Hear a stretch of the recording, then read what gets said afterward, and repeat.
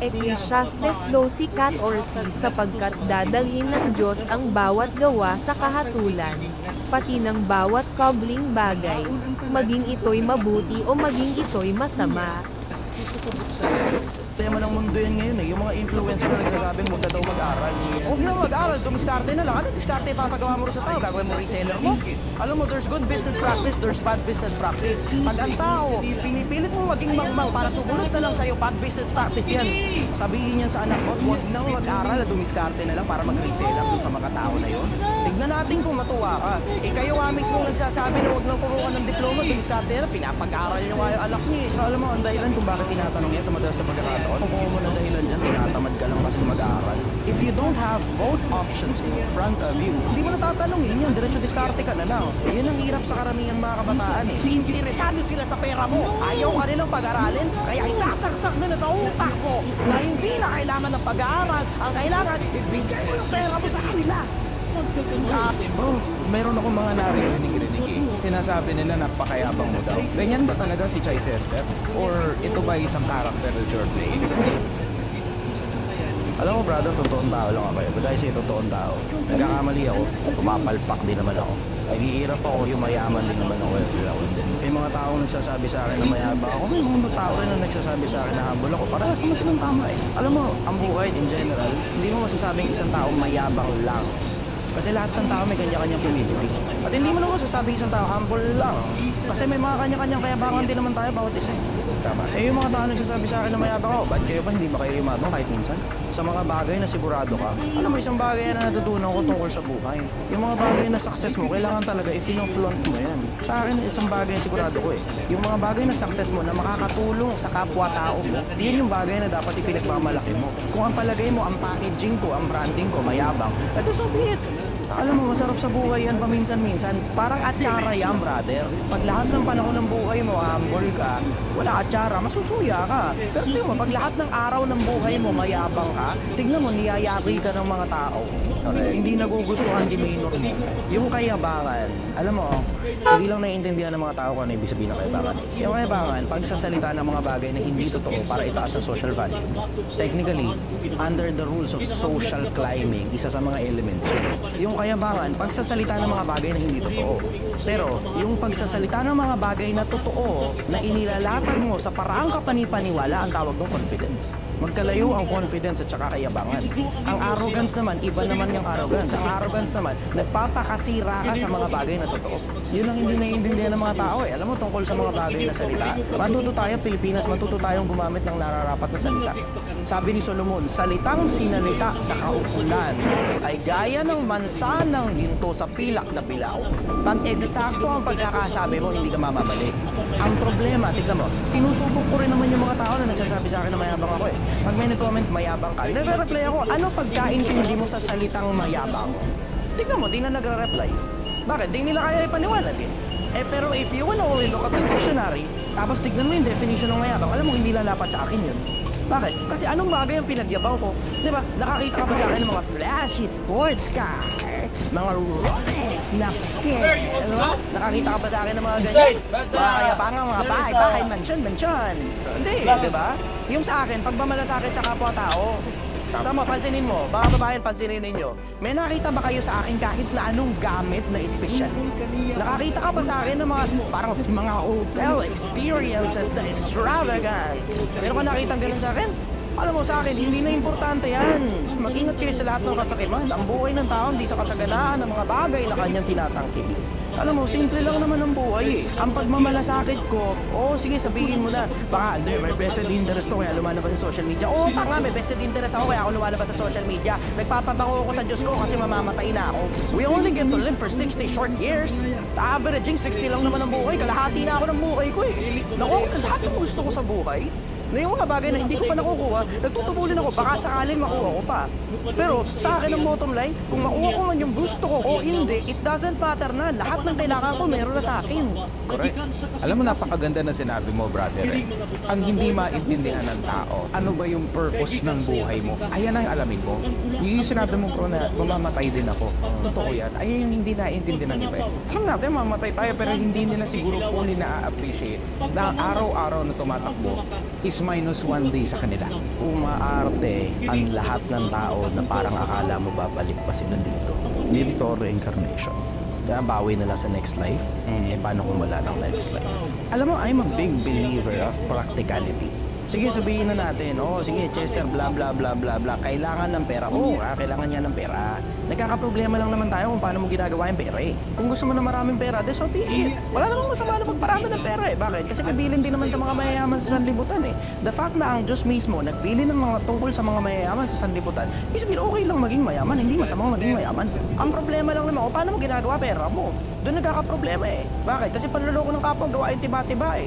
Imagine mo yung dami ng tao sisirain mo buhay sa buhay na to. Si pamimiserablein mo buhay, patitigili mo sa pag-aaral. Pero yung dami ng kabataan sinira mo buhay dahil nagyayabang-yabangan ka ng mga bagay na hindi totoo. Kahit sino, Brad, kayang kumain ng steak sa Dubai. Kahit sino kaya yan. May pera ka lang nakapiraso, kaya yan eh. Kahit naman ako, kaya ko yan eh. Pero tignan mo, hindi ko ginagawa. Bakit? Kasi kulang pa yung pera ko eh. Hindi, alam mo, kaya hindi ko ginagawa kasi wala akong makitang sense dun eh. Kaya, at the end of the day, values and metrics din to. Tanong mo yung sarili mo. May importante sa'yo at paano mo masusukat yan. Para sa akin, ang importante is pamilya. So, napakasimple lang. Basta nakakasama ko every week, check ako dyan. Pangalawa, contribution. Mga empleyado at sa mga tao sa paligid ko. So, as long as nakakapagturo ako, as long as naalagaan ko yung mga tao under my company, okay na ako. Pero bro, baka naman ito lang sa isip nila. Possible ito. Ingit yan lang doon sa mga resulta nila kaya nasasabi mo yan. Anong sa tingin mo sa ganong klaseng anggulo ng pag-iisip na pwede rin naman talaga nilang ibato sa'yo? Ano palagay mo ikaiingit ko sa kanila? Yung yabang nila, yung dami ng meron sila. Brother, I have more than I need.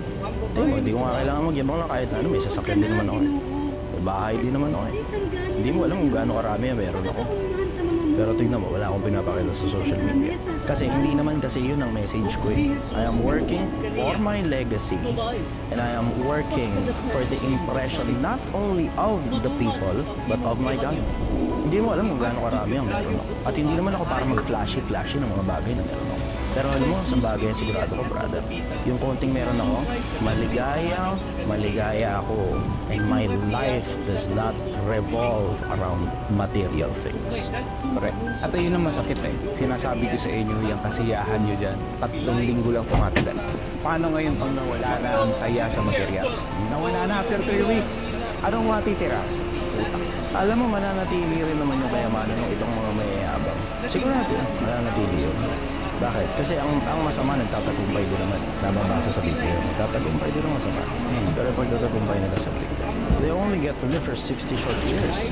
Kung paano ako ay mabubuhay ng baka less than 60 years, baka sila more than. Pero ang tao naman mabait. At ang pinakamalaking legacy ko doon, I have strived to live for thousands of years. Yan ang pinakamalaking legacy ko. Kaya huwag mo sanang maliitin. Huwag mo sanang sabihin na hindi, mas matagumpay ako sa'yo dahil kahit siya na nag-aararo doon, may purpose sa mundo yan. At natagpuan niya na ang tagumpay sa buhay niya dahil alam niya rin yung purpose, yung values, at yung mission niya sa buhay. So sana huwag niyong i-invalidate. Huwag nating sabihin na mga walang silbi yan dahil nga walang pera. Parang ako, wala akong pera eh. Pero, may ganyan. So brother, recently nakita ko, nag-delete ka na mga video sa social media mo. Pala, ano nangyari? It's because of nagpapamonetize ako. Ang dahilan kasi for the longest time, wala lang talaga ako kinikita sa social media. Hanggang ngayon, wala pa naman. As in, completely zero. Wala pa akong kinikita sa social media ko. At hindi naman kasi para kumita ako rito sa social media. Pero hindi naman ako ipokrito para, di ba, tanggihan yung pera sa social media. Pero for the longest time, gusto ko ipakita sa taong bayan na hindi ito dahil sa pera. Inilabas ko mukha ako sa social media, alang-alang sa kapwa-tao, sa pagmamalasakit ko sa kapwa-tao ko, na mas maayos yung magiging susunod na henerasyon natin kaysa sa henerasyon na meron ngayon. Ang nakakapamarali ay yung mga batang nagyayabang sa social media. Imbis na mga tao optimistic at mga bagay na kapakipakinabang sa normal na buhay, ang pinakikita, mga kabaong na binibitbit na ganyan para sa joke time na walang kakwenta-kwentang alaman ng mga scripted na tinatawanan ng taong bayan, yan ngayon na nakikita mo sa social media. So ako naman, para sa akin, inilabas ko mukha ko sa social media para kahit papano Ako rin personal, meron naman ako marinig na katinuan. Kasi halos wala eh. Napakabihira ng mga tao katulad mo, katulad ni RDR, at katulad ng iba pang mga taong nagsasalita ng katinuan sa social media. Napakakonti ng mga taong nagmamalasakit sa social media.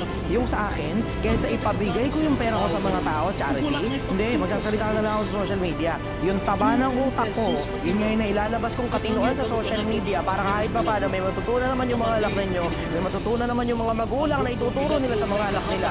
And then, I will build my legacy. Napagpatay na ako, pinapanood pa ng mga tao yung mga videos ko. At ito ang huling mensahe ko sa iyo. Do not underestimate the power of intelligence. Kahit saan gawa ng galing, kung ikaw ay nabigyan ng oportunidad makatapos o hindi, mag-aral ka ng mabuti. Kung hindi ka nakagraduate ng high school, hindi ka nakagraduate ng grade school, hindi yan excuse para hindi ka maglaan ng lakas para mag-aral. Napakalaki ng importansya ng edukasyon. Voluntarily, ibig sabihin ikaw mismo yung mag-aaral at hahanap ng kaalaman, ayan ang pinaka-importanting bagay sa mundong ito. Kapag meron ka yan, maitatransform mo ang buhay mo. Nakikita mo naman sa ating guest ngayon na si Jai Chester. Lahat ng kaalaman niya ay inaral niya. Nagsaliksik siya, nagbigay siya ng effort para gumaling at tumaas ang intelligence niya. Huwag mong i-underestimate ang role ng edukasyon sa buhay mo. Kaya ikaw bata, mag-aral ka. Binigyan ka ng oportunidad ng parents mo, sagarin mo, i-maximize mo. Mga kababayan, wala akong hinihinging kahit na ano sa inyo. Bukod sa ayusin ninyo yung sarili ninyong mga buhay, na kayo rin mismo ang makikinabang sa mga sarili ninyo. Kabataan, huwag masyadong mahilig sa mga taong nagyayabang sa social media. Ang buhay, higit kesa sa pagyayabang. At pag mas marami kang laman, mas kaya mong magyabang. Magulang, huwag mong pabayaan yung anak mo na kung ano-ano na lang ang kinakain ng utak nila sa social media. Sana maalala mo na yung anak na ginawa mo, yan ang susunod na lahi natin. Sila ang mamamahala sa mundo pag wala na tayo. Kapwa-tao, sana magmalasakit ka dun sa mga taong mahihirap na ang kailangan lang ng konting kaalaman. Wala kasing nakakarating sa kanila na hindi gumagana yung mga edukasyon na nasa pampublikong eskwelahan dahil sobrang dami ng mga estudyante. Sana ikaw mismo magsalita ka. Sana ikaw mismo maglabas ka ng saloobin mo, mga bagay na nasa isip mo, palagay mo na may tama, palagay mo na may mali. Pero at the end of the day, if we will have sensible conversation, we will have intelligent individuals, and we will have intelligent future to come. Maraming salamat sa oras mo ngayon. No? Ang daming ko natutunan. Maraming salamat. And alam ko na mga kababayan natin dito, ang buong Pilipinas ay natuto dahil nagtagpo si Mix Jose at si Chai Chester. Marami. Job Kapitulo 28, 12 ngunit saan masusumpungan ang karunungan? At saan naroon ang dapo ng pagkaunawa? Job 28:12. But where can wisdom be found? And where is the place of understanding? Ang mga lungsuranan ba o ang mga langit? Kawikaan 4:7 Karunungan ay pinakapangulong bagay. Kaya't kunin mo ang karunungan. Sa lahat mong kukunin ay kunin mo ang unawa. Proverbs chapter 4:7. Wisdom is the principal thing. Therefore get wisdom, and with all that thou get understanding.